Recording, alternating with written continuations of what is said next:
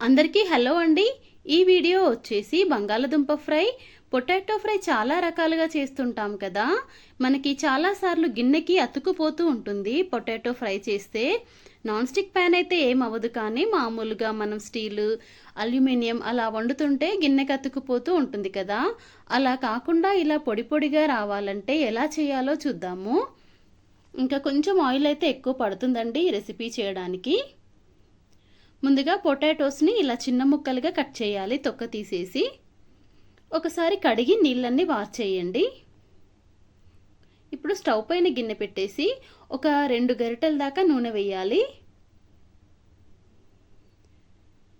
ఇప్పుడు చిన్న ముక్కలుగా కట్ చేసుకున్న పొటాటోస్ని నీళ్ళేమీ లేకుండా ఇలా ఆయిల్లో వేసి ఫ్రై చేయాలి. ఒక 4 నుండి 5 నిమిషాలు అయితే పడుతుంది. మీడియం టు లో ఫ్లేమ్ అడ్జస్ట్ చేసుకుంటూ ఫ్రై చేయాలి. హై ఫ్లేమ్ అయితే పెట్టకూడదు, మళ్ళీ లోపల ఉడకదు. పైన అయితే రంగు వచ్చేస్తుంది కానీ లోపల ఉడకదు. మంచిగా లో టు మీడియం ఫ్లేమ్లో ఇలాగ గోల్డెన్ కలర్ వచ్చేదాకా వేయించాలి.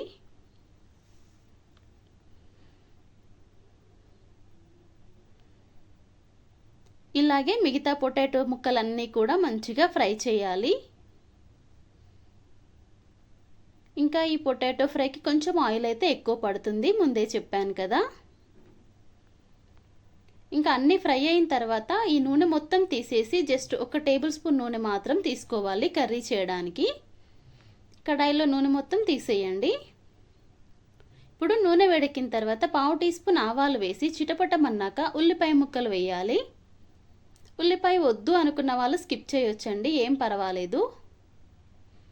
ఇంకా ఉల్లిపాయ మంచిగా వేగుతున్న టైంలో కచ్చా పచ్చాగా దంచిన చిన్నుల్లిపాయలు వేయాలి. కొంచెం కరివేపాకు, వీటిని కూడా మంచిగా వేయించాలి.